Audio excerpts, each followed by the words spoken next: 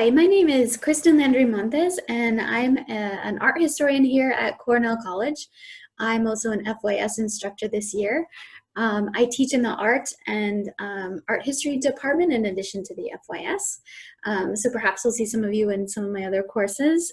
But today I'm very excited to be here with you to talk a bit about Gloria Anzaldua and the poem To Live in the Borderlands. So a few things. I'm going to give you a bit of context about the artist, and I'm going to, or I'm sorry, the artist. I'm so used to talking about artists, about the author, and I'm going to give you a bit of context about the kind of cultural background that the author is coming from, that she's writing from, and I'm going to say one that probably you're going to see a little art and you might see some cats, because I'm also, in addition to an art historian, a cat lady.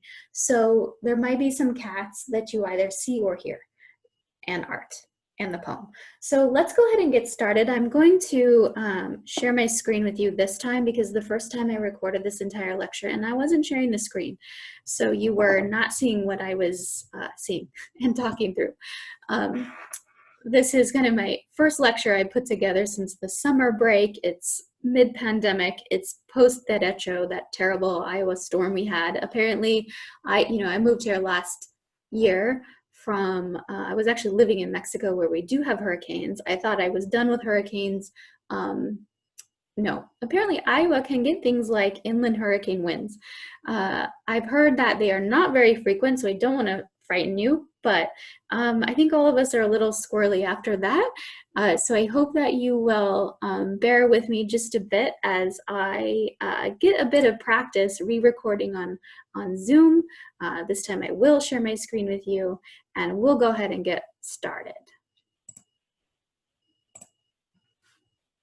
Okay, great. Okay, so I have decided to put together, because I'm a very visually oriented person, a bit of imagery here, if you will. So we will be talking about the author Gloria Anzaldua, and we're going to be thinking about the poem To Live in the Borderlands. So we'll get right into things. This is just a bit of background that I pulled from basically a Google search that I also was sort of fact checking as I went along. So I always tend to do that. That's just a very good habit. Even if you're not doing things like publications, you want to make sure that the information that you're getting online is factual and that you do provide some sources. So I'll go ahead and list some of the sources that I was using for some of the background material I'll give you in case you want to consult them. In any case, this is Gloria Anzaldua. That's her picture. That's her signature actually at the top. She was, unfortunately, she passed away 2004. She was an American scholar of Chicana cultural theory, feminist theory, and queer theory.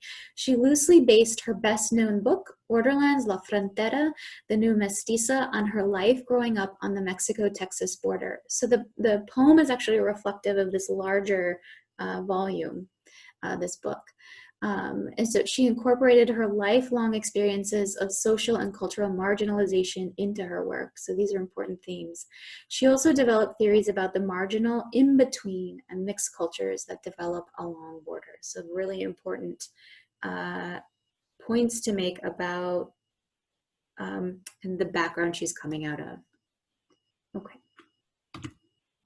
All right, so I apologize, this might be a bit small depending on the screen you're looking at, but I will also send this PowerPoint along to your professors. So this is an image of the book's cover. Borderlands, La Frontera, the New Mestiza is a 1987 semi-autobiographical work by Gloria Anzaldua that examines the Chicano and Latino experience through the lens of issues such as gender, identity, race, and colonialism. Borderlands is considered to be Anzaldua's most well-known work and a pioneering piece of Chicana literature.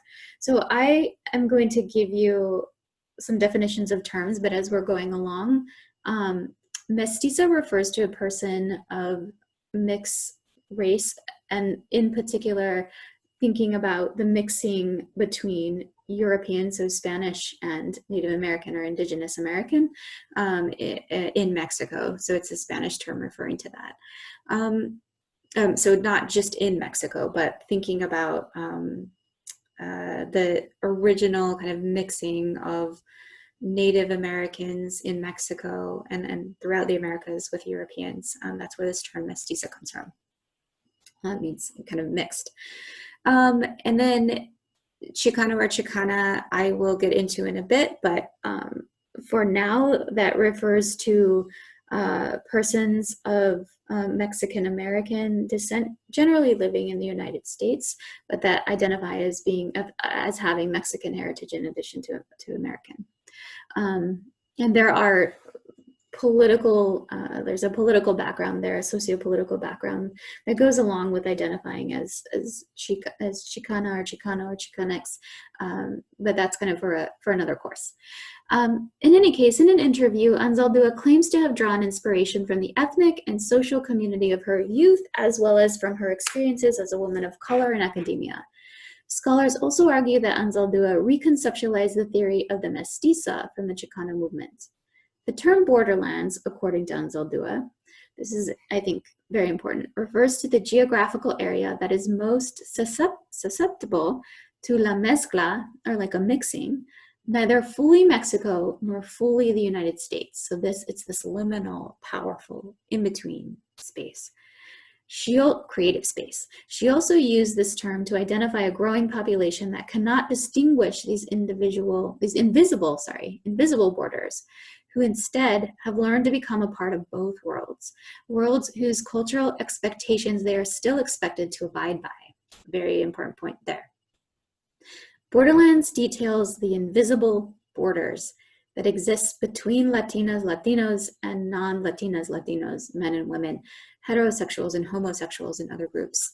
Each of the essays and poems draws on the author's life experiences as a Chicana and lesbian. So I think that if you really love some of these themes that are coming out of this poem, I think you should read the entire book, in my opinion. It's fantastic. So here are the sources that this information came from. Okay, moving onward. I'm going to take a quick drink of water. All right, so I just taught a course on the art of walls and border spaces last spring. So thinking about the US-Mexico border is actually on my mind quite a bit. So I wanted to give you just a little background. We'll look at some images. I have to have some images in this of the US-Mexico border, the Mexico-United States barrier. So this space is also known as the border wall. It's a series of vertical barriers, so not entirely all actual walls, along the Mexico-United States border, intended to reduce illegal immigration to the United States from Mexico. The barrier is not a continuous structure, but a series of obstructions variously classified as fences or walls, at least at this point. Between the physical barriers, security is provided by a virtual fence of sensors, cameras, and other surveillance equipment used to dispatch the United States Border Patrol agents to suspected migrant crossings. In May 2011, the Department of Homeland Security stated that it had 649 miles of barriers in place, and the total length of the continental border is roughly 1,954 miles. And this information came from the Department of Homeland Security, and I'll go ahead and send that source along to your instructors as well. And I think I have a cat who wants out of the room, so I'll be right back.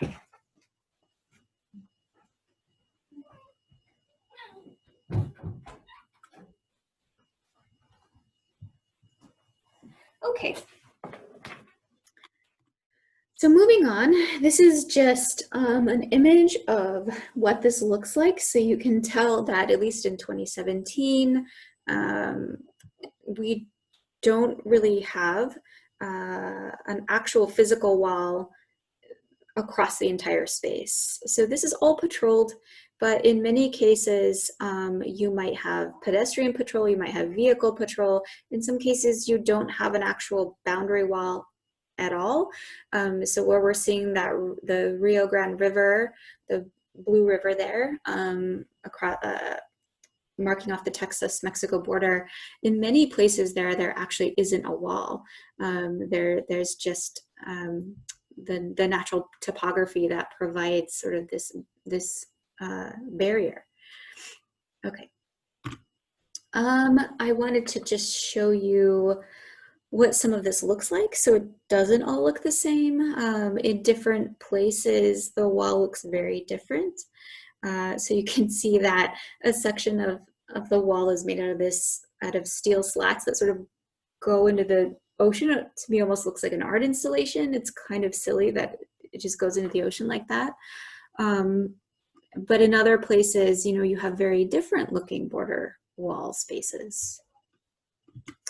Here are just a couple other images. The one on the right is kind of interesting to me because you can see that long snaky line in the middle is separating what at first seems like two cities, right? But it's actually separating the city of El Paso, Texas on the top left from the city of Juarez in Chihuahua, which is a state in Mexico at the bottom right.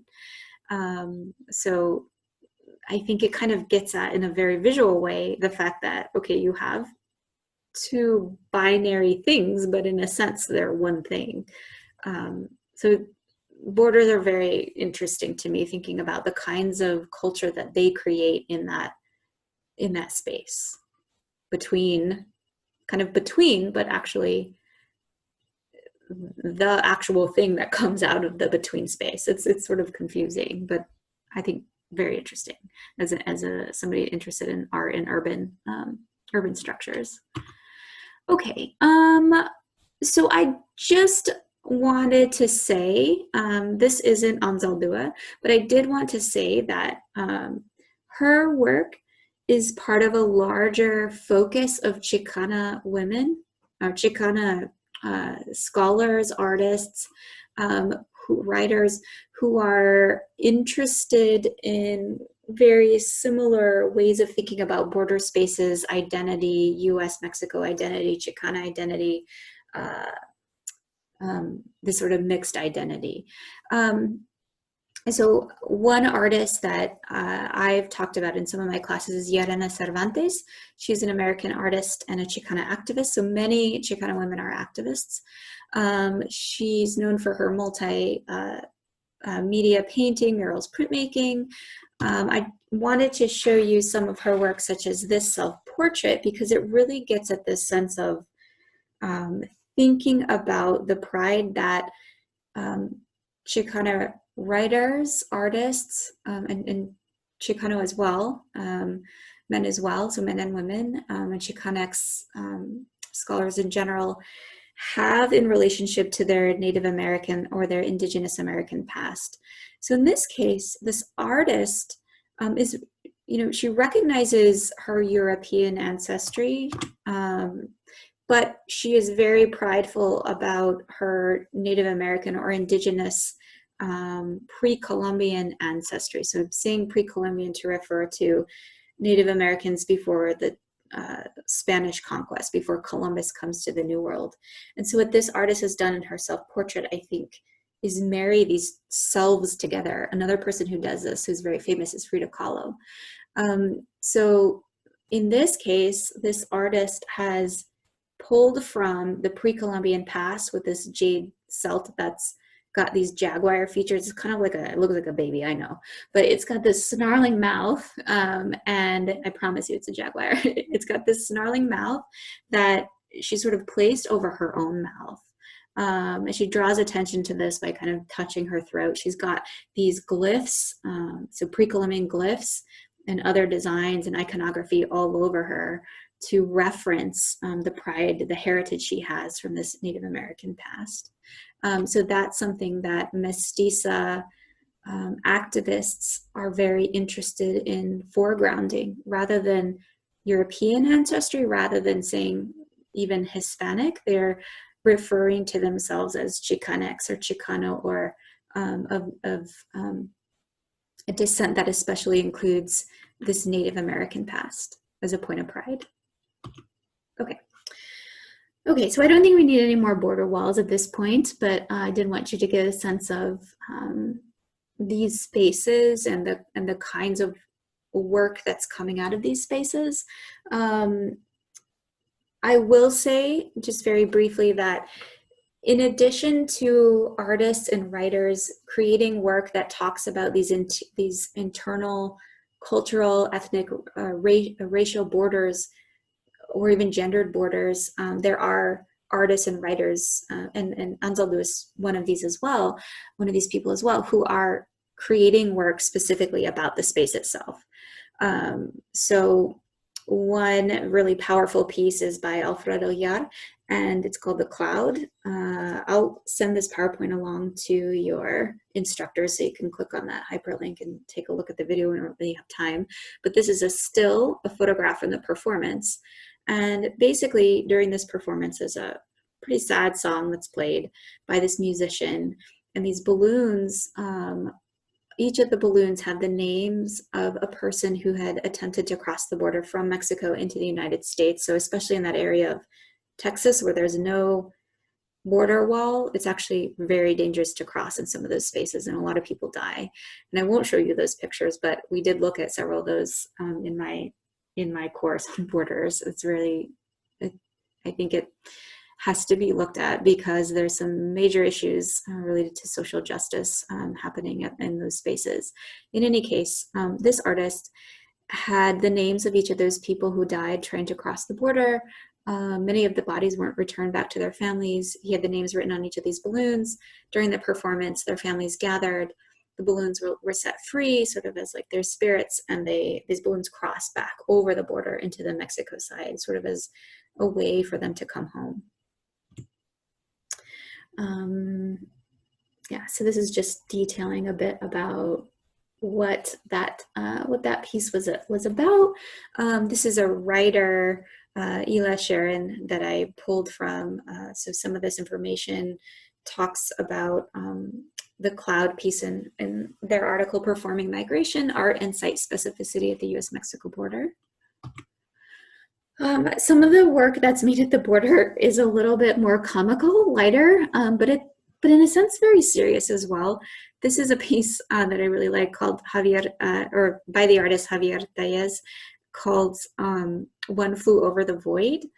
So basically what we have here on your left is this image of this cannon, and then on the right there's a stuntman inside. He's American, that's important.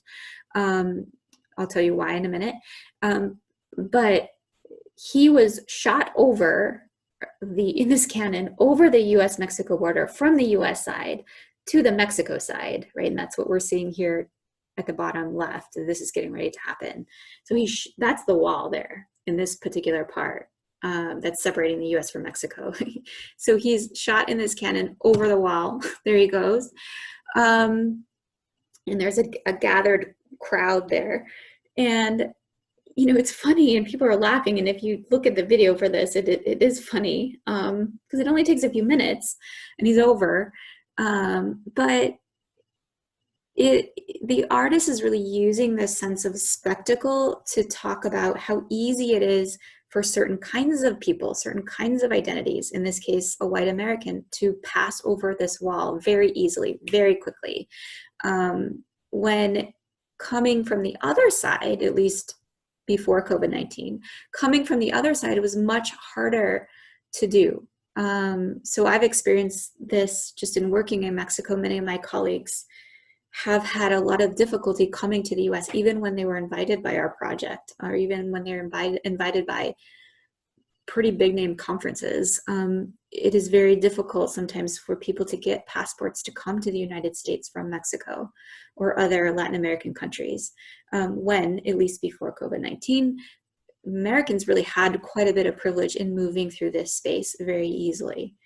So I bring this up because it is something that Anzaldua is talking about, that these identities that are created in this space are not necessarily all equal identities, and some identities are more challenged than others.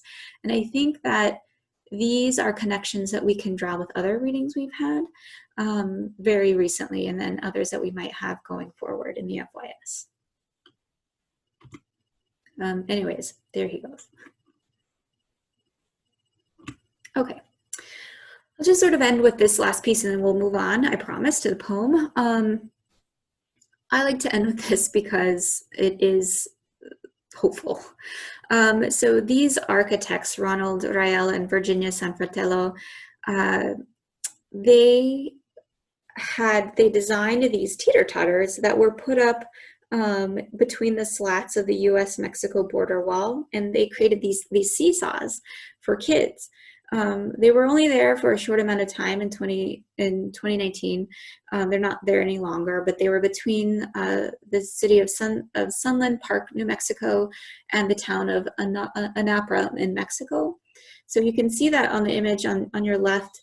There are kids from both sides, so American kids and Mexican kids playing together, right? And this creates this literal connection, even though they're still divided. And it's very obvious that these spaces, they are not spaces that are necessarily one or the other thing. They're both, and they create something else. But in a very complex way, they're still separated, right? And this to me really visualizes some of the things that Anzaldua is talking about in a literary way, in a textual way. Okay, so let's come to the poem "To Live in the Borderlands." So Anzaldua's poem and larger literary work is about living in this in-between land, between two poles, and the trials of that space, but it is also about so much more. What are the intangible and tangible personal borders she is also talking about?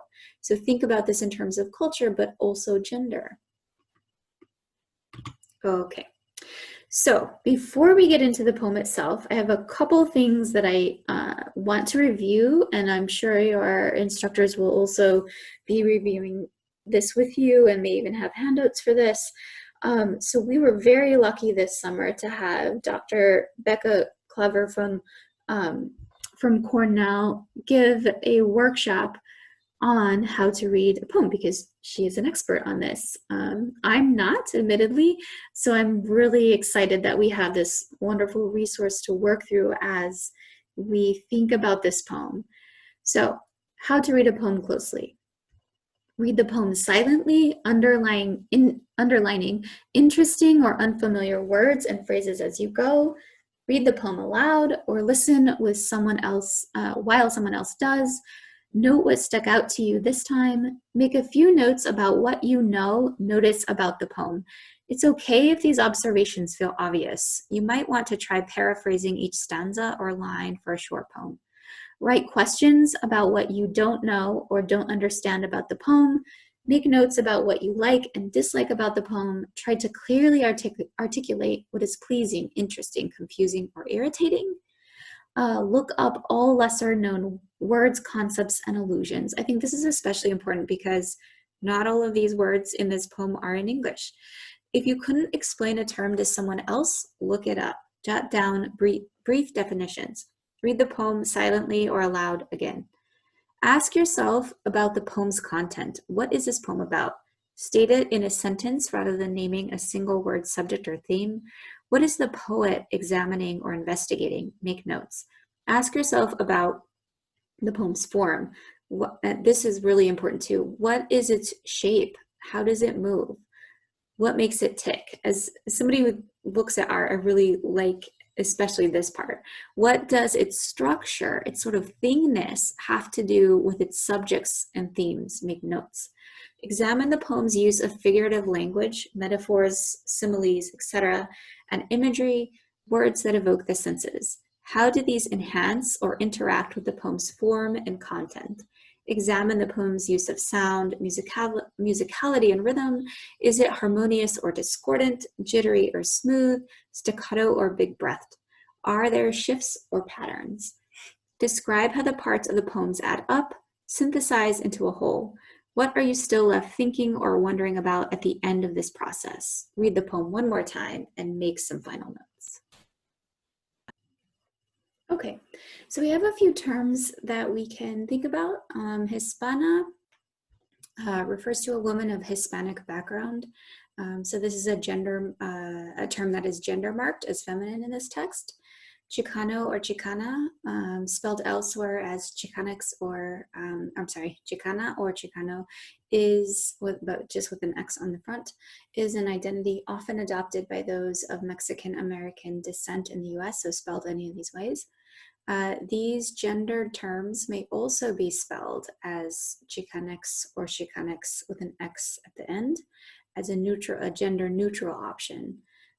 So in Spanish, there are masculine and feminine nouns, and they end in O or A, oftentimes to mark them as such.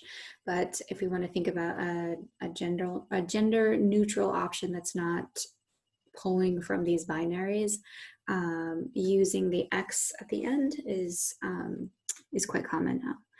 So before the 1970s, the terms were often used in the US as a point of derision, but being Chicanx was reclaimed in the 70s as a point of Mexican American sociopolitical empowerment and pride in indigenous descent. Mestiza, so in this case, gender marked as feminine in the text, is a woman of mixed ethnic background and primarily referring to the mixing of Spanish with indigenous American. Borderlands or fronteras refer to a physical or metaphorical space where two or more different identities meet or get mixed. Checkpoints are a space of control of the movements that take place across the borderlands. Race is a socially constructed category that classifies humans into groups. However, the poetic voice in this poem puts a positive spin on the idea of race. Anzaldua calls it a new race that counters the racist notion of the term by defending its hybrid nature. Scapegoat is one that bears the blame of others. Tex-Mex is a composite of Texan and Mexican culture. Crossroads, a place of encounter. So I've adapted many of these terms and definitions, and then also modified some, added to some from my colleague, Dr. Alyssa Summer, who taught the FYS last year, or at least provided these notes for us for last year's FYS. And so I think it's great that we go ahead and use some of these definitions in our discussion today.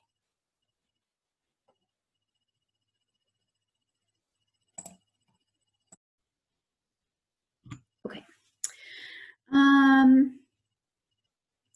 I think we need to get into this poem right now. So let's come to the poem and actually do a read through of it.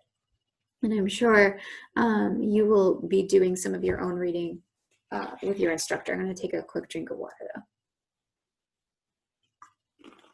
though. All right. Okay. To live in the borderlands means you are neither Hispana, India, Negra, Española, ni Gabacha, eres mestiza, mulata, half-bred. You know what? I'm sorry. I need to make this bigger. This is really quite small. Okay, I'm so sorry. All right. To live in the borderlands means you are neither Hispana, India, Negra, Española, ni Gabacha, eres mestiza, mulata, half-breed, caught in the crossfire between camps while carrying all 5 races on your back, not knowing which side to turn to run from. So I think it's very important too that we think about where the punctuation is, but where it isn't. Right? These words are kind of racing into one another. To live in the borderlands means knowing that the Indian you betrayed for 500 years is no longer speaking to you, that Mexicanas call you rejetas, that denying the Anglo inside you is as bad as having denied the Indian or Black. Cuando vives en la frontera, people walk through you. The wind steals your voice. You're a burra, way, scapegoat, forerunner of a new race, half and half, both woman and man, neither, a new gender. To live in the borderlands means to put chili in the borscht, eat whole wheat tortillas, speak Tex-Mex with a Brooklyn accent, be stopped by La Migra at the border checkpoints. Living in the borderlands means you fight hard to resist the gold elixir beckoning from the bottle, the pull of the gun barrel, the rope crushing the hollow of your throat. In the borderlands, you are the battleground, where the enemies are kin to each other. You are a home, stranger. The border disputes have been settled. The volley of shots have shattered the truth. You are wounded, lost in action, dead, fighting back. To live in the borderlands means the mill with the razor white teeth wants to shred off your olive red skin, crush out the kernel. Your heart pound, you pinch, you roll you out smelling like white bread but dead. To survive the borderlands, you must live sin fronteras, be a crossroads. So several of these words are translated for you here, but I think it would be a great idea to go ahead and go back and translate some of the longer phrases and some of the other words. So for example, cuando vives en la frontera means when you live in the borderland, but there's a reason that it's in Spanish. So one thing that I think is important to think about, in addition to the way that the actual poem is structured, is the fact that she's code switching between two languages. So even that is a way to go between worlds and even be of both those worlds and in a way not either, right? And it's confusing. And I think that that's what she's also trying to do with the lack of punctuation in some places, right? This borderland is a place of chaos. It's a place that is in motion, it's moving and it's creative, but that's not always a stable place, right? The borderlands certainly isn't necessarily a stable place. So let's come back to the PowerPoint we have here. And there's some other things that I think would be important to consider. So consider the ways that Anzaldua describes the border geographically, ethnically, linguistically, metaphorically.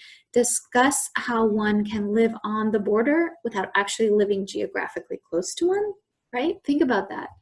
I think about that in terms of Mexican Americans who don't necessarily live on the border, but I think it's very valid to think in terms of, in a more general sense, right? Think about maybe even your own lives. What stance does the poetic voice take vis-a-vis the key terms listed before? How can we relate this poem to the current experiences of migrants in the US, both culturally and legally? What weight does gender have in this piece? Really important. What specific message does the text bring forth by being crafted in a poetic form rather than an essay or other type of writing?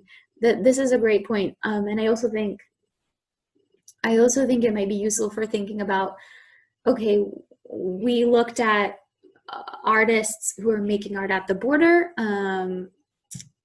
So how is that acting? How is Anzaldua's written text in this particular poetic form? How is it doing something else that maybe other writers, journalists, let's say, at the border, how is that writing different? How is her writing different? What is it doing differently?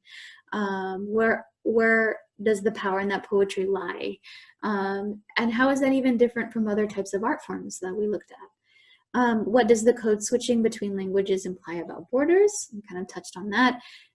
Discuss the ways in which the poetic voice expresses multiple identities. What does the poem say about the overlapping of identities?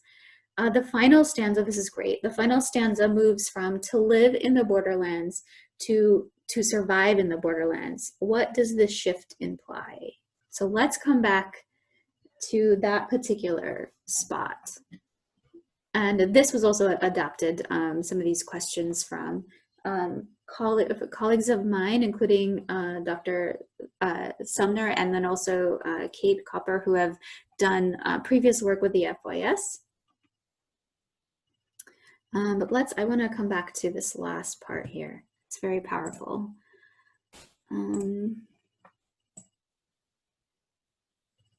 So all the way here at the bottom, this stanza begins, to live in the borderlands means, and then these things. And then the last one though says, to survive in the borderlands. What do those two verbs do differently? What do they mean? They don't mean exactly the same thing, right? They're very different ways of acting in those spaces. What is it to say, I live in this space versus I survive in this space? And then also just think about the kinds of other words that she's using. Razor white teeth. What does that make you sort of feel? What would that feel like? She's using these very intense words on purpose, because while there is a sense of pride, I believe, in coming from this space and being this other kind of identity, it is a very difficult space. It's a space that grows out of, in a way, some chaos, fighting, taking a stand, surviving.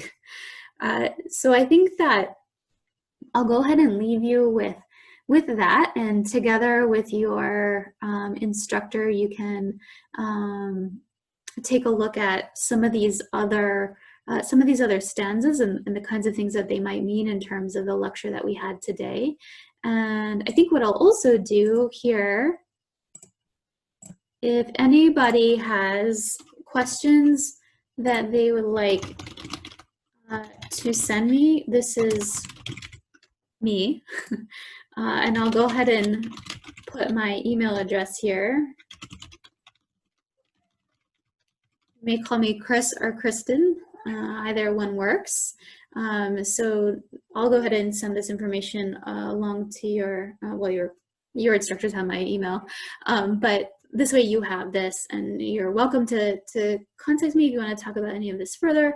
And for now, I think before we part ways, we really must take a look at my teaching assistant. Here is my cat, who is named Cheese Day, which actually means, whoops, he's not too, yes, he's very excited. It actually means joke because he's kind of a joker. It's Spanish. He had to have surgery, so he's got a little piece of his fur missing, if you saw that on his little leg. I'm gonna have to get him a fancy bracelet to cover that up. It's very embarrassing for him. In any case, I really enjoyed talking with you all today, and I hope that you enjoyed this poem. It's very powerful, and if you have time later, maybe take a look at the rest of the book. I'm sure you can very easily get it through the library. So I will say goodbye for now, and I will see many of you maybe in future classes.